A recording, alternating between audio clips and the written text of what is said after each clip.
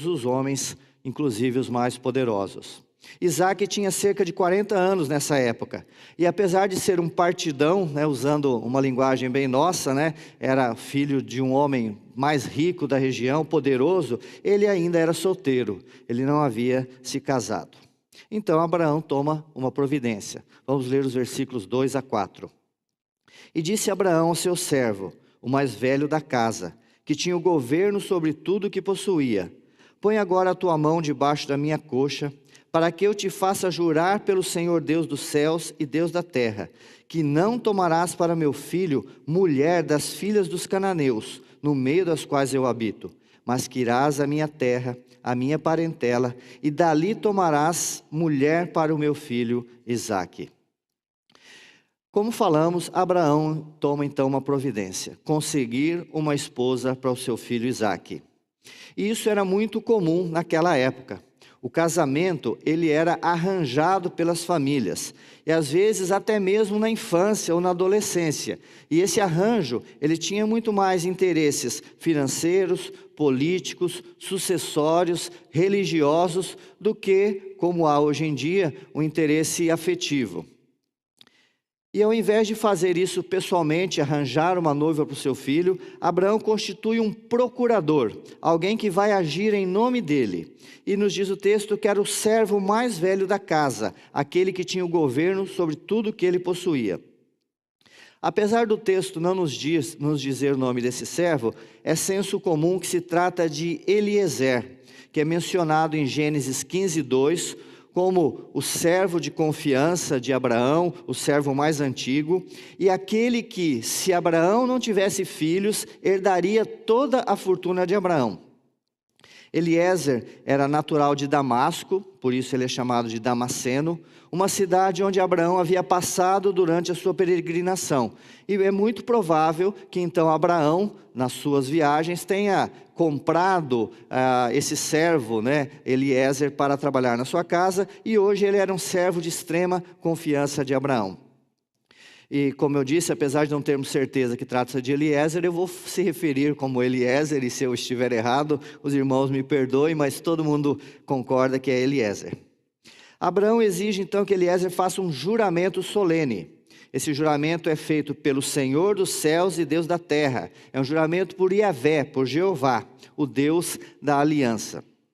E o modo como esse juramento deveria ser feito é muito peculiar. Ele pede a Abraão que seu servo coloque a sua mão debaixo da coxa de Abraão. E a explicação para essa formalidade é que isso significava jurar pela descendência do outro. E como Eliezer, nós vamos ver aqui, era um homem que temia Deus e conhecia as promessas de Deus para a vida de Abraão, era então também um juramento muito solene, um juramento muito eficaz na vida de Eliezer. Eliezer realmente estava então disposto a cumprir o que Abraão havia pedido. E qual o teor desse juramento? O texto é claro, mas apenas vamos destacar. É que Eliezer não escolheria uma cananeia como esposa para Isaque, mas uma parente do próprio Abraão, indo buscá-la na terra de origem de Abraão, ou seja, na Mesopotâmia. Abraão, nós sabemos muito bem disso, ele, quando chamado por Deus, ele deixa a sua terra e ele então caminha pela terra por muitos lugares e acaba chegando na terra de Canaã, que era a terra a qual o Senhor lhe prometeu. E o motivo dessa empreitada encomendada por Abraão é que o capítulo 22 de Gênesis fala que Naor, irmão de Abraão, tinha uma família muito extensa. Ele tinha 12 filhos, tinha netos, e é exatamente entre esses parentes que ficaram na Mesopotâmia que Abraão pede que Eliezer vá buscar a noiva de Isaque. E qual o motivo que Abraão toma então essa decisão de que essa esposa de Isaque não seja uma cananeia? Primeiramente porque os cananeus eles eram um povo amaldiçoado. Gênesis 9 relata aquele episódio quando Noé ele se embriaga e ele então fica nu, e Cão, que é pai de Canaã, de onde vem a terra de Canaã, os cananeus, ele vendo a nudez de seu pai, ele apenas olha e não toma nenhuma providência, apenas vai depois falar para os seus irmãos, e no contexto você percebe que esse falar não é um falar respeitoso, é como se ele fosse contar, né? O pai está bêbado e está nu lá na tenda. Por outro lado, os outros dois irmãos de Cão, Sem e Jafé, eles tomam uma capa e de costa eles vão lá até seu pai e cobrem a nudez do seu pai, num sinal de respeito. Então Noé, quando ele recobra o sentido, quando ele sara daquela embriaguez, né, quando ele se recupera, ele, pela atitude de desrespeito do seu filho, ele amaldiçoa Canaã, ou seja, os cananeus, os descendentes de Canaã. E ele abençoa Sem, tá? Que de onde vêm os semitas, tá? Que são então o povo da linhagem da bênção e da aliança. Então, deste modo, a mulher que deveria ser tomada para Isaac não poderia ser uma cananeia, que era uma mulher do povo amaldiçoado, mas sim uma semita que era da linhagem do povo abençoado. Eram duas coisas incompatíveis, alguém da linhagem da bênção com alguém da linhagem da maldição. Além disso, os cananeus eram extremamente idólatras. Nós não vamos ler, o tempo não nos permite, mas as escrituras, Gênesis fala, né, e outros textos falam da quantidade de deuses que havia naquela região e da devoção idólatra do povo cananeu aos seus deuses falsos, a ponto de sacrificarem os próprios filhos a esses deuses. E terceiro, os cananeus eram extremamente imorais. E Sodoma e Gomorra estão para provar isso para a gente. Então, com esse discernimento, Abraão quer que seu filho, o descendente da promessa, o abençoado por Jeová, não tenha uma esposa cananeia, de uma linhagem amaldiçoada, idólatra e imoral. Versículos 5 a 9. E disse-lhe o servo: se porventura não quiser seguir minha mulher a esta terra, farei, pois, tornar o seu filho à terra de onde saíste? E Abraão lhe disse: guarda-te que não faças lá tornar o meu filho.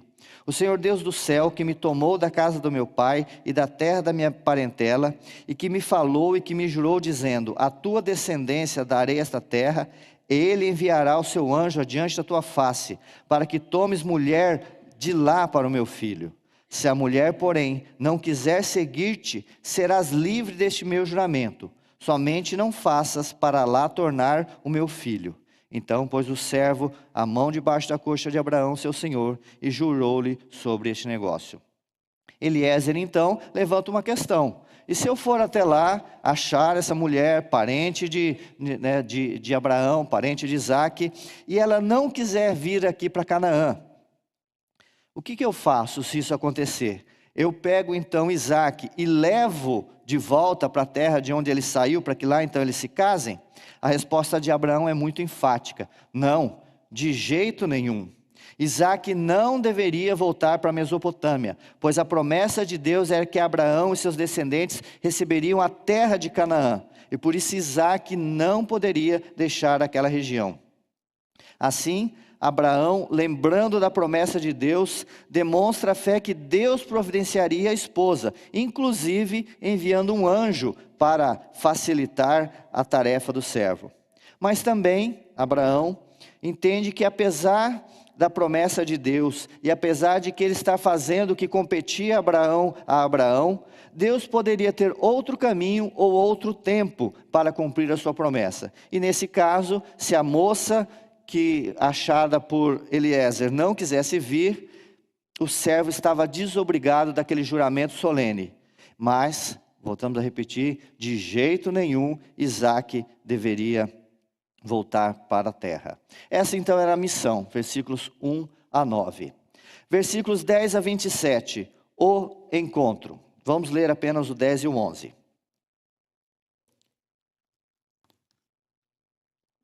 E o servo tomou 10 camelos, dos camelos do seu senhor, e partiu, pois que todos os bens do seu senhor estavam em sua mão. Levantou-se, partiu para a Mesopotâmia, para a cidade de Naor, e fez ajoelhar os camelos fora da cidade, junto a um poço de água, pela tarde, ao tempo que as moças saíam a tirar água. A caravana partiu, 10 camelos que levavam suprimentos, bens valiosos que incluíam presentes, incluíam o dote da noiva. Também muitos servos iam com a caravana. Caminharam cerca de 740 quilômetros durante umas 2 semanas, que é a distância entre a região que partiram e a região de chegada. Pararam fora da cidade, junto a um poço, e os camelos então se ajoelham. E o texto cita um detalhe extremamente importante. Era o final da tarde, o horário quando as moças saíam para tirar água. E aqui nós já vemos a providência de Deus. O servo estava buscando uma moça para ser esposa de Isaque e chega exatamente no local e no horário que as moças da cidade saíam para tirar água. E aqui uma questão cultural é muito importante para nós entendermos a providência de Deus no sentido de levar o servo ao local e ao momento exato, tá? Porque naquela época não havia igrejas, não havia faculdades, não havia restaurante, não havia shopping center, nem salão de beleza, nenhum outro lugar onde pudesse haver uma concentração de moças e de mais, vamos dizer assim, de moças crentes, né, de moças da família da bênção. Pelo contrário, as moças solteiras dedicavam-se às tarefas domésticas no interior das casas, o que dificultaria e demoraria muito a tarefa de procura de Eliezer. Mas havia um lugar e havia um horário propício para se encontrar moças solteiras, junto ao poço da cidade no final da tarde. Pois era a tarefa das moças solteiras buscar água no poço, e elas faziam exatamente isso no final da tarde, quando o sol estava mais brando. Assim, depois de 2 semanas de uma viagem longa, de uma viagem que muitas coisas poderiam dar errado, sair do controle, o servo e a caravana chegam no lugar certo, no momento certo, revelando a providência detalhista e precisa de Deus. Versículos 12 e 14. E disse: ó Senhor, Deus do meu servo Abraão, do meu senhor Abraão, dá-me hoje bom encontro e faze beneficência ao meu senhor Abraão. Eis que estou em pé junto à fonte de água, e as filhas dos homens dessa cidade saem para tirar água.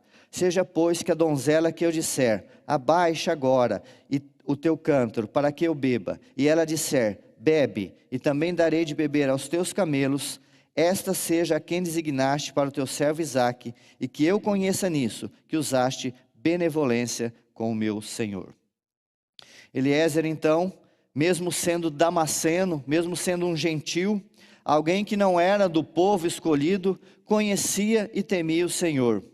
E isso fica muito claro no proceder de Eliezer, onde ele demonstra fé em Deus, dependência de Deus, confia em Deus, ora a Deus e adora a Deus. O mal de ter sido vendido como escravo, como um servo, a um homem rico, e provavelmente ser tirado de sua família e levado para uma outra terra, se tornou em bem na vida de Eliezer. Pois assim, a partir deste mal, que continuou sendo mal, ele conheceu o verdadeiro Deus e foi alcançado pela salvação. Romanos 8:28 cumpriu-se na vida de Eliezer, que tornou-se um agraciado, uma daquelas pessoas que, assim como nós, seriam e foram abençoadas no descendente de Abraão. Então Eliezer ora pedindo um bom encontro, quer dizer, Senhor, me ajuda a encontrar essa mulher. É uma oração muito específica, muito clara. E coloca diante de Deus um teste. Um teste que excedia a gentileza daquela época. O teste era fora do normal. Ele colocou diante de Deus que ele procuraria entre aquelas moças e ele perguntaria entre elas para que alguma lhe desse de beber. E aquela que não apenas lhe desse de beber, que era a hospitalidade normal da época, dar de beber aos forasteiros, mas ela mesma, por iniciativa própria, se dispusesse a dar de beber a 10 camelos, essa seria a demonstração da escolhida por Deus. E esse teste ele é fora do normal. Um camelo pode tomar durante um dia 90 litros de água. Ou seja, 10 camelos poderiam significar 900 litros de água. Um cântaro que era carregado pelas moças tinha no máximo 12 litros, para que elas aguentassem carregar. Então, numa conta rápida, ela precisaria dar pelo menos 75 viagens de água. E quando eu falo viagem, é porque o poço não era uma torneirinha, que você, ele ficava geralmente no fundo de uma grota, nos quais se era possível descer por uma escada ou entre as pedras, e a descida era íngreme, a subida íngreme e pesada, mas ela se dispôs a fazer isso. O servo queria uma mulher super virtuosa, que excedesse o padrão de gentileza e disposição. E ao mesmo tempo o servo queria que não houvesse precipitação. Ele queria ter certeza absoluta que aquela era a mulher escolhida por Deus para Isaque. E por isso o teste era um teste acima do normal. Versículos 15 a 20. E sucedeu que, antes que ele acabasse de falar, eis que Rebeca, que havia nascido a Betuel, filho de Milca, mulher de Naor, irmão de Abraão, saía com seu cântaro sobre o ombro. E a donzela era muito formosa à vista, virgem, a quem homem não havia conhecido, e desceu à fonte, encheu o seu cântaro e subiu.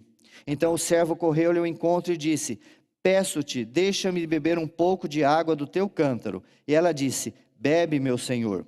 E apressou-se e abaixou seu cântaro sobre a sua mão e deu-lhe de beber. E acabando ela de dar de beber, disse: tirarei também água para os teus camelos, até que acabem de beber. E apressou-se, despejou seu cântaro no bebedouro, correu outra vez para tirar água e tirou para todos os seus camelos. Nos diz o texto que antes do amém, antes do servo terminar a sua oração, ele vê uma linda moça descendo ao poço, pegando água e subindo de volta. Ele vai ao seu encontro, pede água, ela dá água para Eliezer, e Moisés revela algo que naquele momento Eliezer não sabia, O máximo que Eliezer sabia ao ver a Rebeca é que ela era linda, Mas já Moisés, escritor de Gênesis, adianta que ela era sim uma parente de Abraão, além de ser moça virgem, que nunca havia se relacionado sexualmente com o homem. E ela então, não apenas dá de beber a Eliezer, mas se oferece prontamente a tirar água para todos os camelos da caravana. E faz isso, e todos os camelos recebem então a água. Versículos 21 e 22. E o homem estava admirado de vê-la, calando-se para saber se o Senhor havia prosperado a sua jornada ou não. E aconteceu que, acabando os camelos de beber, tomou o homem um pendente de ouro de meio siclo de peso, 2 pulseiras para suas mãos de peso de 10 siclos de ouro. O servo então observa Rebeca trabalhando e seu coração é tomado de muitos sentimentos. Será que seria ela esposa do seu filho, do seu senhor Isaque? Será que seria ela parente de Abraão? Como eu já falei, nós sabemos disso antecipado, mas ele não sabia até aquele momento. Mas independente disso, se a moça era parente de Abraão, ele, em gratidão àquele serviço quase que sobre-humano, ele dá a Rebeca um pingente com cerca de 6 gramas de ouro e 2 pulseiras de cerca de 120 gramas. Versículos 23 a 27. E disse-me: de quem és filha? Faz-me saber, peço-te. Há também na casa do teu pai lugar para nós? E ela lhe disse: eu sou filha de Betuel, filha de Milca, o qual ela deu a Naor. Disse-lhe mais: também temos palha e muito pasto, lugar para passar a noite. Então inclinou-se aquele homem e adorou ao Senhor e disse: bendito seja o Senhor, Deus do meu senhor Abraão, que não retirou a sua benevolência e a sua verdade do meu senhor. Quanto a mim, o Senhor me guiou no caminho à casa dos irmãos do meu senhor. Eliezer, então, nos diz o texto, faz a pergunta crucial: de quem és filha? E a resposta que Eliezer ouve deve ter arrancado um aleluia fervoroso do coração e da boca daquele servo. Jeová Jirê, o Deus da provisão, proveu novamente. Ela era sobrinha neta de Abraão, ou seja, além de linda, prendada, cumpria o principal requisito. era da linhagem abençoada pelo Senhor. Então o servo, com certeza com o coração grato, cheio de amor pelo Senhor, cheio de gratidão por aquilo que o Senhor havia demonstrado, se inclina e adora ao Senhor, reconhecendo duas grandes verdades que nós vemos aqui no texto. Primeiro, a fidelidade do Senhor. Ele fala: bendito seja o Deus do meu senhor Abraão, que não retirou a sua benevolência e a sua verdade. Deus havia feito uma promessa a Abraão, e essa promessa dependia de que fosse escolhida e achada uma noiva para Isaac, uma esposa para Isaac, que fosse da linhagem abençoada. E Deus que fez a promessa, Ele cumpre a promessa. Aleluia, disse o servo, aleluia, digamos nós. Deus não retira as suas promessas. Ele é fiel e poderoso para cumprir todas as suas promessas. Até mesmo diante da infidelidade nossa, como ocorreu com muitos dos seus servos durante a história da redenção, Deus se mantém fiel à sua aliança. Ele é sempre fiel. A segunda coisa que o servo enxerga aqui, e que nós também devemos enxergar, é a providência do Senhor. Ele fala: o Senhor me guiou, foi o Senhor que me guiou. Uma viagem hoje em dia, de carro, de avião, por mais controle que tenhamos, sempre está sujeita a imprevistos, atrasos e até cancelamentos. Imagine uma viagem há 4.000 anos atrás, no deserto, a pé, numa grande caravana, levando vários camelos, levando mantimentos e principalmente levando bens valiosíssimos. Mas o Senhor guiou o servo, fazendo-o ter um bom encontro, fazendo-o chegar em segurança, no lugar certo e na hora certa. É a providência de Deus, presente sempre e continuamente na nossa vida. E por isso o servo se coloca de joelho diante do Senhor e adora: bendito seja o Deus de Abraão, que não retirou e que nunca retira e que nunca retirará as suas promessas, mas que vai cumpri-las como sempre cumpriu, fielmente.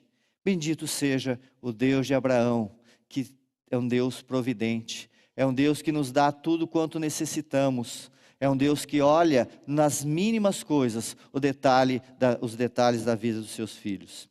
Então, com seu coração tomado de alegria, com seu coração tomado de gratidão diante do Senhor, ele pergunta: nós podemos então ir à casa dos seus pais? E a resposta é positiva.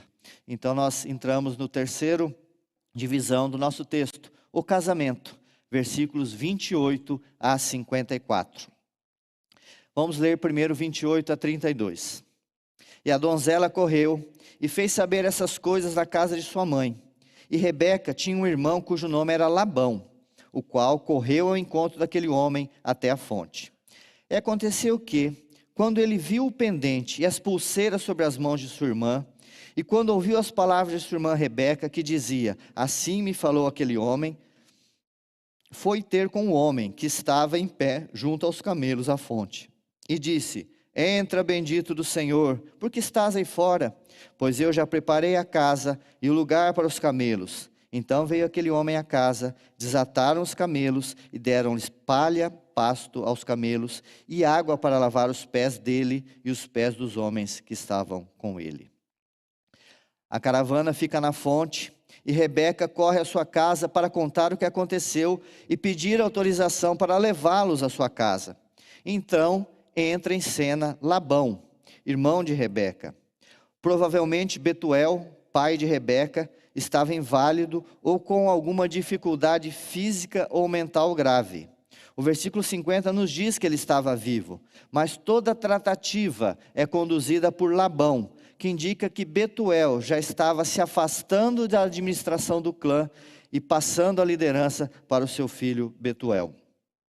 E Labão enche os olhos quando vê o pingente e as pulseiras de ouro que sua irmã havia ganhado e se encanta com a história que sua irmã lhe conta, que envolvia um homem riquíssimo procurando uma esposa para o seu filho. E aqui nós já vemos o coração cobiçoso de Labão, que será confirmado mais para frente no episódio envolvendo o casamento de Jacó, filho de Isaque. Labão, fascinado pelo ouro e pela história do patriarca milionário que procura uma nora, faz algo que não era comum aos homens daquela época. Ele sai correndo de sua casa e vai ao encontro de Eliezer junto ao poço. E então o convida para ir à sua casa, onde ele diz que já estava tudo preparado: água, pouso, comida. Aliás, Labão, diante das joias e da riqueza, até vira crente. Entra, bendito do Senhor. E a caravana então vai à casa dos pais de Rebeca, onde recebe pouso, água e alimento. Versículo 33. Depois puseram comida diante dele. Ele, porém, disse: não comerei até que tenha dito as minhas palavras. E ele disse: fala. O servo então revela a sua prioridade. Mesmo depois da cansativa viagem, ele não comeria antes de explicar o motivo de sua viagem e obter uma resposta a respeito de sua missão. Então, Labão autoriza que ele então contasse a história. E aí nos versículos 34 a 48, Eliezer conta sobre a sua missão. Nós não vamos fazer a leitura desse texto, porque é exatamente a repetição de tudo que nós vimos até agora. Ele vai contar como Abraão o chamou, quem é Abraão, a riqueza de Abraão, o juramento que ele fez, a viagem, o teste que ele fez, como Rebeca foi aprovada no teste. Ele conta com os mesmos detalhes que nós já ouvimos. Portanto, nós não vamos e não precisamos fazer a repetição. Vamos ler então agora do 49 ao 54. Agora, pois, se vós haveis, isso depois de ter contado toda a história, né? Agora, pois, se vós haveis de fazer benevolência e verdade ao meu Senhor, fazei-mo saber. E se não, também mo fazeis saber, para que eu vá à direita ou à esquerda. Então responderam Labão e Betuel, né, o pai de Rebeca, que estava então vivo. E disseram: do Senhor procedeu este negócio, não podemos falar-te mal ou bem. Eis que Rebeca está diante da tua face, toma-a e vai-te, seja a mulher do filho do teu senhor, como tem dito o Senhor. E aconteceu que o servo de Abraão, ouvindo as suas palavras, inclinou-se à terra diante do Senhor. E tirou o servo joias de prata, joias de ouro e vestidos, e deu-os a Rebeca. Também deu coisas preciosas a seu irmão e a sua mãe. Estes versículos, então, 49 a 54, revelam o casamento de Isaque e de Rebeca. É importante destacar que a forma e as formalidades de um casamento variam conforme o local e conforme a época. Naquela época e região, eram basicamente 5 os requisitos, ou 5 as etapas de um casamento. E todos esses requisitos foram atendidos, todas essas etapas foram cumpridas. E o primeiro requisito, a primeira etapa, era o pedido de casamento. E o pedido e a aceitação, que é o segundo requisito, eles se davam como regra por tratativas entre as famílias.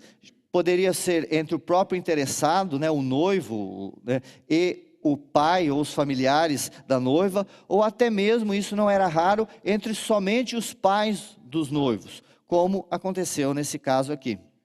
O servo, Eliezer, representando Abraão e até mesmo Isaque, faz o pedido. Está aí no versículo 49.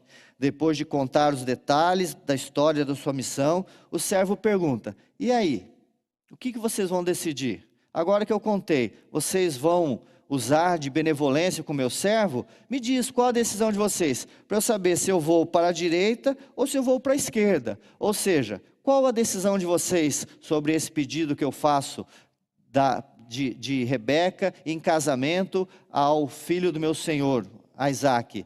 Me diz, se vocês disserem sim, então eu vou para a direita, vou voltar para a minha terra, porque eu já cumpri minha missão. Se vocês disserem não, então eu vou para a esquerda e vou continuar procurando. Primeiro requisito cumprido, o pedido formal. Segundo requisito, a aceitação. A aceitação também dependia da família, principalmente do pai da noiva. Aqui, em nosso texto, Tanto Betuel, o pai da noiva, quanto Labão, o irmão da noiva, que provavelmente era aquele que estava, né, como eu disse, já administrando o clã, eles aceitam o pedido. Versículos 50 e 51. Eis que, nos diz o texto, eis que Rebeca está diante da tua face. Toma, vai-te, seja ela mulher do filho do teu senhor. Então aqui o pedido de casamento foi aceito pela família da noiva. Podemos dizer que a parte jurídica estava formalizada, pedido e aceitação. Já estavam diante dos requisitos legais e formais de casamento daquela época, já estavam compromissados em casamento, já estavam casados. Mas havia uma terceira parte desse procedimento de casamento, que era uma parte financeira, que era o pagamento do dote. Era uma compensação que naquela cultura era paga pela família do noivo à família da noiva, em virtude da moça ser retirada da sua família. E nos diz o versículo 53, que Eliezer tirou joias de prata, joias de ouro, vestido, deu a Rebeca, e aí prestem atenção, também deu coisas preciosas a seu irmão e a sua mãe.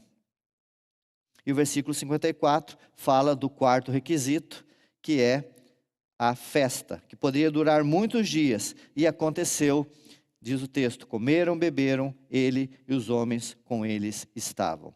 Assim, a parte do casamento que era possível ser feita por procuração, sem a presença de Isaac, já estava feita e perfeita. O pedido foi feito, o pedido foi aceito, o dote foi pago e a festa começou.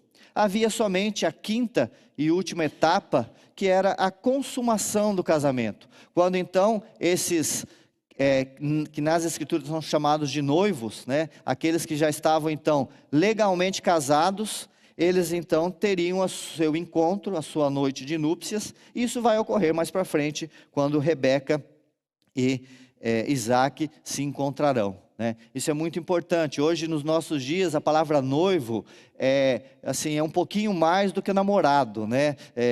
Ainda que haja entre os noivos uma ideia futura de casamento, mas os noivos não são casados, né? E é muito comum noivados serem rompidos nos dias de hoje. Mas nas escrituras, a expressão noiva é alguém que já está formalmente casada com o seu noivo, como nós estamos como igreja, noivos do nosso Senhor Jesus, e só aguardamos a sua vinda final. Então nós vemos aqui nesses versículos o casamento de Rebeca e Isaac, um casamento cujas etapas que eram possíveis ser feitas por procuração, por representação, assim foram feitas. Caminhamos então agora para a quarta divisão do nosso texto, a lua de mel, ou a consumação do casamento, versículos 54b a 67. Vamos ler os 54b até 58. Passaram a noite, então eles estavam lá fazendo festa, né? O casamento havia ocorrido, todos estavam alegres. Então nos diz o texto que eles comeram, beberam, se divertiram, passaram a noite e levantaram-se pela manhã. E disse, deixai-me ir ao meu senhor. Então disseram seu irmão e sua mãe, fique a donzela conosco alguns dias, ou pelo menos 10 dias, depois irá.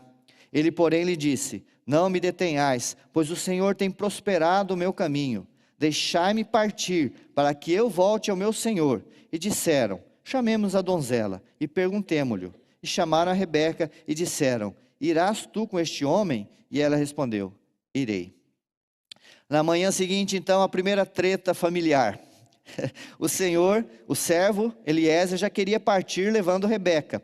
Mas Labão e sua mãe, que também era mãe de Rebeca, cujo nome não é citado, querem que ela fique por mais 10 dias. As escrituras não revelam os motivos, né? Eles teriam ainda questões para acertar, queriam fazer uma despedida mais demorada, já que ela ia para uma terra tão distante. Será que queriam prorrogar a festa por vários dias, como era costume daquela época? Será que Labão queria endurecer o jogo para ver se ele tirava mais alguma coisa do servo? Mas independente do motivo, o servo insiste na sua ideia, no seu propósito. nós queremos partir imediatamente. Então, eles passam a decisão a Rebeca, e perguntam então para Rebeca, se ela queria ir para o seu noivo naquele dia, naquele momento, ou se ela queria esperar mais alguns dias, mais 10 dias. E Rebeca decide ir para o seu noivo, para o seu marido, imediatamente. E diz, eu irei. E aqui a gente vê um claro paralelo entre a atitude de Abraão, quando chamado por Deus, e assim como Abraão atendeu imediatamente a ordem do Senhor para deixar a sua terra e a sua parentela e ir para uma terra distante e desconhecida, Rebeca entende e atende o chamado e vai com o servo. Versículos 59 a 61. Então despediram a Rebeca, sua irmã, e sua ama, e o servo de Abraão, e seus homens, e abençoaram a Rebeca, e disseram, ó nossa irmã, sê tu mãe de milhares, e que a tua descendência possua a porta dos teus inimigos. E Rebeca se levantou com as suas moças, e subiram sobre os camelos, e seguiram o homem, e tomou aquele servo a Rebeca, e partiu. Diante então da decisão de Rebeca de ir imediatamente, ela despede-se da sua família e a caravana volta, levando, além de Rebeca, a sua ama, que conforme Gênesis 35:8 chamava-se Débora, e mais algumas moças que eram criadas de Rebeca. Na saída, Rebeca recebe de seus familiares uma bênção extremamente semelhante à bênção recebida por Abraão quando se dispôs a sacrificar Isaque. O nosso texto aqui diz, a bênção é constituída da seguinte frase, ó nossa irmã, sê tu mãe de milhares, e que a tua descendência possua a porta de seus inimigos. E lá em Gênesis 22:17, quando o anjo abençoa Abraão, o anjo do Senhor abençoa Abraão, depois que Abraão se dispôs a matar Isaque, sacrificar Isaque, mas era impedido pelo próprio Senhor, a bênção é, deveras te abençoarei, grandissimamente, multiplicarei a tua descendência como as estrelas do céu e como a areia que está na praia do mar, e a tua descendência possuirá a porta dos seus inimigos. Uma bênção composta da promessa de uma grande e numerosa descendência e de uma poderosa descendência que dominaria sobre seus inimigos. Então, abençoada pelos seus familiares, Rebeca monta no seu camelo, e a caravana parte de volta. Mais 740 quilômetros de viagem, mais 2 semanas na viagem de volta. Versículos 62 a 67. Ora, Isaque vinha de onde se vem do poço de Beer-Lahai, porque habitava na terra do sul. Isaque saíra ao campo à tarde, saíra a orar no campo à tarde. Levantou os seus olhos e olhou, e eis que os camelos vinham. Rebeca também levantou seus olhos e viu a Isaque e desceu do camelo. E disse ao seu servo, quem é aquele homem que vem pelo campo ao nosso encontro? E o servo disse, este é o meu senhor. Então tomou ela o véu e cobriu-se. E o servo contou a Isaque todas as coisas que fizeram. Isaque trouxe-a para a tenda de sua mãe Sara, tomou a Rebeca e foi-lhe por mulher, e amou-a. Assim, Isaque foi consolado depois da morte de sua mãe. Agora sim, o grande e esperado encontro do casal acontecerá. Isaque não morava com Abraão. Abraão morava, como nós já vimos na aula passada, sobre quando ele compra uma sepultura em Macpela para a sua esposa Sara, que havia falecido. Abraão morava perto do Monte Hebrom, na região dos Carvalhais de Manre. Enquanto Isaque morava mais ao sul, na região, como as escrituras dizem, de Beer-Lahai, exatamente a região para onde Agar tinha saído com seu filho quando ela foi expulsa por Abraão.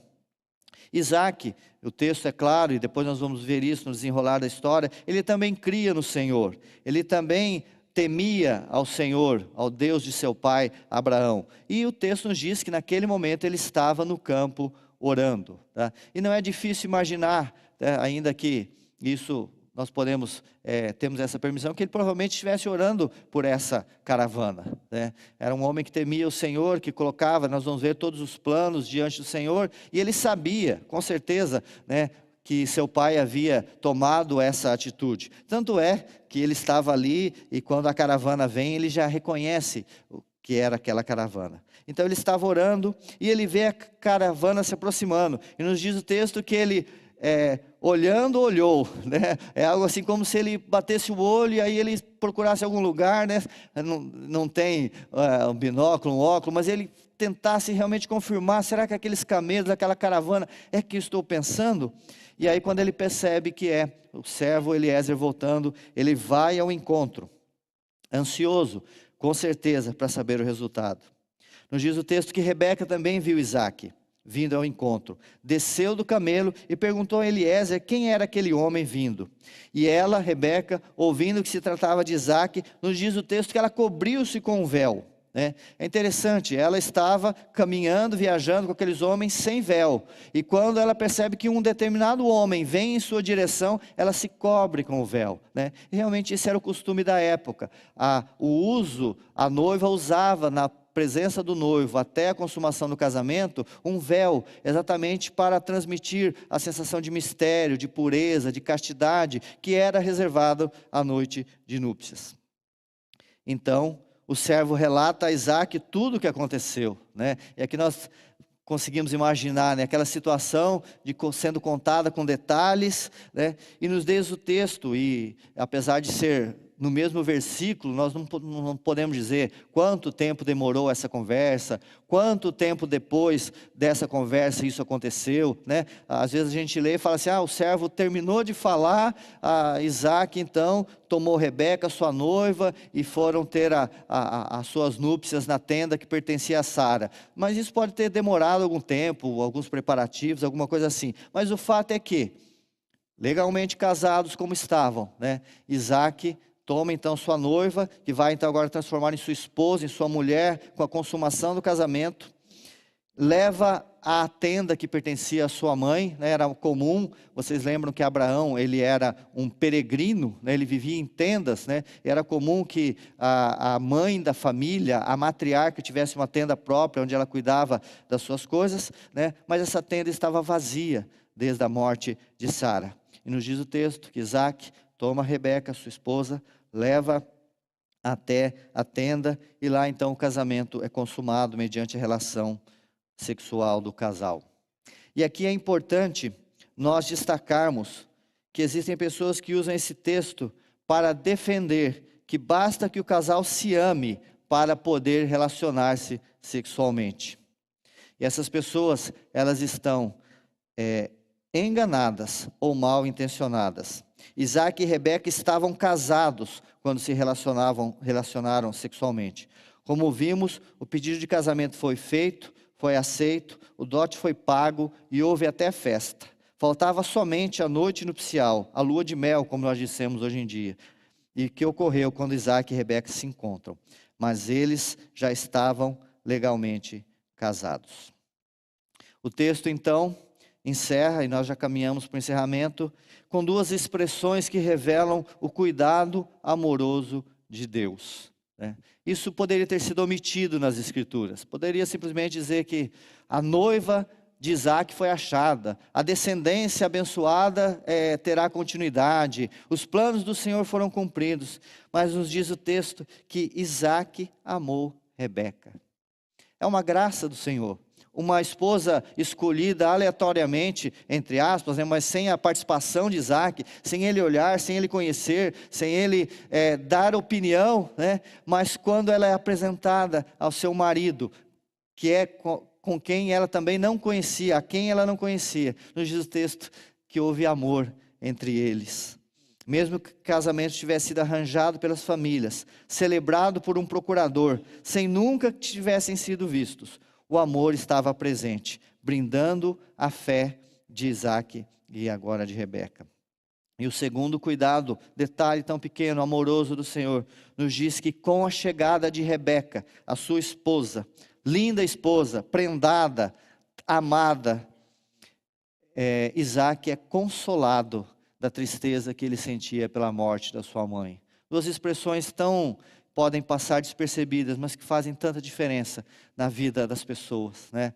Nessa semana, o nosso grupo caseiro fez um jantar de confraternização, jantar dos namorados, e eu falei sobre isso, como que o Senhor usa o nosso cônjuge, né, para nos trazer a experiência do amor e a experiência do consolo, sobre tantas outras coisas, tantas outras bênçãos que demonstram o cuidado específico e detalhista do nosso Deus. Esse é o nosso texto, né? Nos perdoem por termos falado talvez tão corrido, né? Nós tentamos explicá-lo com detalhes, e eu quero encerrar agora, no tempo que nos resta, fazendo 3 aplicações desse texto, né, para as nossas vidas hoje. E a primeira nos fala a respeito da importância que nossos filhos se casem com pessoas que tenham a mesma fé. O motivo da preocupação de Abraão de conseguir uma esposa para seu filho que não fosse dentre as cananeias está bem claro, nós explicamos, né? Tratava-se de um povo idólatra, de um povo imoral e de um povo amaldiçoado. O mesmo cuidado nós, como pais, temos que ter em relação aos nossos filhos.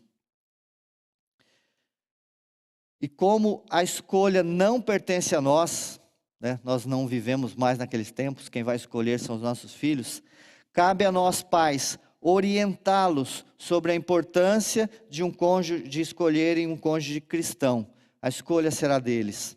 Cabe a nós, pais, orarmos ao Senhor, para que o Senhor use de graça e misericórdia com os nossos filhos, para que eles encontrem, como Isaac encontrou, uma namorada, um namorado, uma noiva, um noivo, uma esposa, um esposo, que temam ao mesmo Senhor. E assim eles desfrutem como casal das bênçãos que vêm do nosso Senhor. E evitem muitos problemas que todos nós que já passamos alguns anos de vida sabemos que vêm quando não há uma comunhão de fé entre o casal. Paulo alertou os crentes de Coríntios que eles não se colocassem em jugo desigual. E ali a expressão ela diz a qualquer tipo de sociedade, tá? Mas ela pode ser usada primariamente para o casamento. Há um risco do crente se desviar ou de se esfriar quando o cônjuge não teme e não serve ao mesmo Deus que ele. Que nós, como pais, e é comum ouvirmos crises de relacionamento por causa da diversidade de padrões, diversidade de conceitos e diversidade de prioridades. Que como pais nós possamos reconhecer a importância do assunto e, com a graça de Deus, termos sabedoria e amor para orientarmos os nossos filhos para que façam uma boa escolha da pessoa com a qual vão dividir a sua vida. E se por acaso alguns de vocês tenham filhos ou alguém amado que já casou-se com alguém que não professa a fé em Cristo, e talvez até você acompanhe, estejam sofrendo, enfrentando esfriamento, enfrentando crises, ore por eles, para que Deus possa estender sua graça salvadora sobre aquele casal ou sobre aquela família. Segunda aplicação bem prática para nós: as promessas de Deus não dispensam a nossa diligência e esforço, mas nos incentivam ao trabalho. Abraão tinha recebido a promessa de ser uma nação numerosa, que possuiria a terra de Canaã, seriam um clã abençoado. Mas, no entanto, Abraão, diante da promessa de Deus, ao invés de ficar deitado em berço esplêndido, numa rede à sombra dos carvalhais de Manre, aguardando inativo que as coisas acontecessem, ele age. Abraão age para que a promessa se cumpra. Desde quando foi chamado, Abraão foi um homem de fé, e exatamente por ser um homem de fé, ele foi um homem de ação. Nos diz Hebreus 11:8, que pela fé, sendo chamado, Abraão obedeceu. Fé e ação são dois lados da mesma moeda. Leia Tiago 2, de 14 a 26. A fé nas promessas de Deus não nos pode levar ao comodismo. A fé, meus irmãos, nos leva às obras. Na aula de hoje vimos que Abraão, mesmo consciente da promessa de Deus e exatamente consciente das promessas de Deus, ele toma providências importantes e bem práticas para que a promessa caminhasse para o seu cumprimento. Ele determina a busca de uma esposa para seu filho. Ele ordena que a esposa não fosse dentre as cananeias. Ele ordena que, de hipótese alguma, seu filho volte para a Mesopotâmia. Ele designa um servo de maior confiança para isso. Ele coloca a mão no seu bolso, patrocinando a viagem cara, e ainda envia tesouros que seriam usados como pagamento do dote. Que as promessas de Deus para a nossa vida, meus irmãos, não nos levem à inatividade ou à falta de cuidado com a nossa vida, com a nossa casa, com os nossos negócios, com os nossos filhos. Pelo contrário, que as promessas de Deus nos levem a agir em direção ao cumprimento dessas promessas. Que, como Abraão, possamos crer e agir, ter fé e obedecer, pois sem obras a fé é morta. Terceira aplicação, nós devemos enxergar a providência de Deus, e aqui é a minha aplicação central, inclusive e principalmente nas pequenas coisas e nas coisas corriqueiras. No mês passado nós estudamos o capítulo 22, no qual o Senhor pede a Abraão que sacrifique o seu filho Isaque. E naquela ocasião, a aula ministrada pelo presbítero Wagner, ele nos falou de Jeová Jiré, o Deus da provisão. E naquele capítulo, nós vemos a intervenção miraculosa e maravilhosa de Deus de um modo muito claro. Deus fala com Abraão, propondo-lhe esse teste de sacrificar seu filho. O Senhor brada do céu com Abraão, impedindo-lhe que sacrificasse Isaque.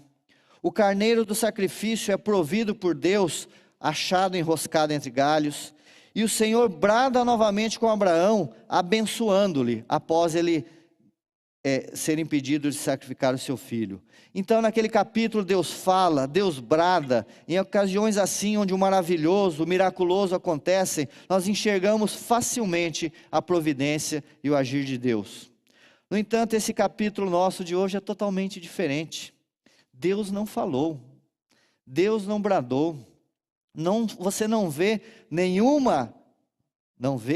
entre aspas, nenhuma ação de Deus. Parece que não houve manifestação divina. Parece que tudo que aconteceu é normal, corriqueiro e cotidiano.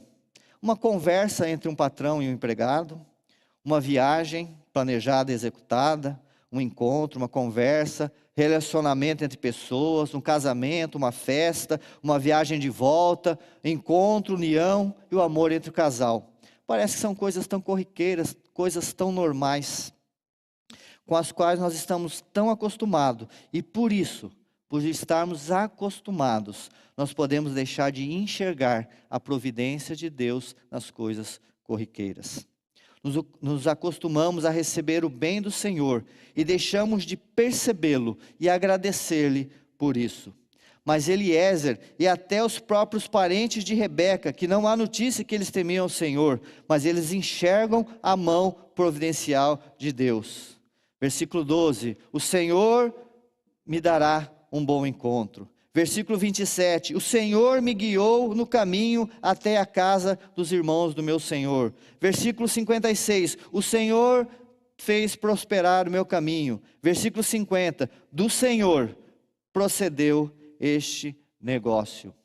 Que possamos reconhecer a providência de Deus nas coisas normais e cotidianas. E assim como servo, nos prostrarmos e adorarmos diante do Senhor por sua providência, que nos alcança tanto em coisas maravilhosas, quanto principalmente em coisas corriqueiras e normais. Que o nosso coração não se deixe ser levado por ingratidão, por endurecimento, mas que nós enxerguemos o nosso Senhor como aquele que provê, o Jeová Jiré, que provê coisas maravilhosas, excelsas, cuja intervenção dele fica extremamente clara, mas também que provê o pão nosso de cada dia, uma companheira, um companheiro ao nosso lado, na nossa caminhada e na nossa jornada. E por último, e agora eu encerro, Cristo em nosso texto. Esse é o objetivo, esse é um texto de uma narrativa muito peculiar, né? Uma narrativa que não é o padrão de casamento, nem daquela época, tudo isso que aconteceu no sentido da intervenção de Deus, e nem muito menos nos nossos dias, mas nós podemos ver aqui Cristo em Gênesis. E aqui, sem dúvida nenhuma, nós podemos enxergar a fidelidade de Deus em providenciar o necessário e dar andamento ao cumprimento da sua promessa de chegada do Redentor. Mas uma geração se passa e todos os obstáculos em direção à chegada do descendente da mulher são retirados. Sara morreu, a tenda está vazia, Isaque está solteiro, não há mãe em Israel que possa dar continuidade à descendência santa. Então, uma longa e arriscada e incerta jornada é iniciada, mas o Senhor deu bom encontro, versículo 12. O Senhor guiou a caravana no caminho, versículo 27, fazendo-a chegar no local e hora exatos, versículo 11. O Senhor mesmo designou Rebeca para esposa de Isaque, versículo 14. O Senhor usou de benevolência com Abraão, versículos 14 e 27. O Senhor encaminhou Eliezer pelo caminho da verdade, versículo 48. O Senhor fez a missão do servo prosperar, versículo 56. E do Senhor procedeu todo esse negócio, versículos 50. Então, tendo o Senhor direcionado todas as coisas, uma linda moça, virgem, virtuosa, piedosa, aceita a proposta do servo de Abraão e diz: eu irei. Cerca de 2000 anos se passam, chega a plenitude dos tempos, e mais uma vez uma virgem recebe a visita de um servo. Desta vez não é um servo humano, como humano não é o seu Senhor. Trata-se de Gabriel, o arcanjo, servo daquele que é o Senhor dos senhores, servo do Deus de Abraão, do Deus de Isaque, o Deus de Jacó. E as Escrituras nos revelam que a agraciada e bendita Maria, como Rebeca, se dispõe. Nos diz o texto de Lucas 1,38. Eis aqui a serva do Senhor, cumpra-se em mim segundo a tua palavra. Então, entendendo todo o quadro, a virgem, agora grávida do Salvador, canta em Lucas 14, 46 a 55. A minha alma engrandece ao Senhor, e o meu espírito se alegra em Deus, meu Salvador, porque me fez grandes coisas, o poderoso, santo é o seu nome. E a sua misericórdia é de geração em geração sobre os que o temem. Auxiliou a Israel, seu servo. Preste atenção nessas palavras, tão familiares ao nosso texto de hoje. Recordando-se da sua misericórdia, como falou aos nossos pais, para com Abraão e a sua posteridade para sempre. Na história de hoje, nós vemos mais uma geração coberta pela misericórdia de Deus, que continua e continua, de geração em geração, tendo chegado essa misericórdia até nós, e continuará depois de nós. Na história de hoje, nós vemos Deus, baseado na sua fidelidade e misericórdia, dando passos para o cumprimento da sua promessa para com Abraão e para a sua posteridade, que inclui cada um de nós. Promessa essa de enviar o nosso Senhor e Salvador Jesus Cristo, a semente da mulher que esmagou a cabeça da serpente, o descendente de Abraão, no qual todos nós somos benditos. Por isso, como Maria, e aqui eu encerro a nossa aula dessa manhã, que a nossa alma engrandeça ao Senhor e que o nosso espírito se alegre em Deus, o nosso Salvador. Amém? Senhor, nós agradecemos por este momento, pelo privilégio de termos a Tua palavra, Senhor, que traz essa história tão maravilhosa, Senhor, do Teu cuidado para com o Teu povo, para com os Teus servos, um cuidado, Senhor, tão presente, tão detalhista, Senhor, um cuidado, Senhor, que excede as nossas expectativas, um cuidado que é sempre constante e presente nas nossas vidas, Senhor. Te louvamos pela Tua graça, pela Tua misericórdia, pela salvação que temos em Cristo, Senhor. Salvação planejada antes dos tempos eternos, Senhor. Desenvolvida na história e outorgada a cada um de nós, Senhor, pelo nosso Senhor e Salvador Jesus Cristo, Senhor. Que nesta manhã nossos corações sejam tomados de descanso no Senhor. Que o Senhor é aquele que provê as nossas vidas. as coisas mais maravilhosas, as coisas mais difíceis, Senhor, até e principalmente aquelas corriqueiras do dia a dia. Tudo vem de Ti, Senhor. Todo o bem que recebemos vem do Senhor, que é um Deus bondoso e amoroso, Senhor. Que nessa manhã nosso coração seja cheio de fé, mas uma fé, Senhor, que vai em direção ao objetivo, uma fé ativa, Senhor, uma fé que se caminha em direção a praticar aquilo que temos ouvido, Senhor. E que o nosso coração, Senhor, nessa manhã, também se encha de gratidão, Senhor, pela salvação que temos em Cristo, pelo nascimento, a encarnação, o esvaziamento, a vida de obediência, a morte, a ressurreição e a exaltação no nosso Senhor e Salvador Jesus Cristo, no nome de quem oramos. Amém.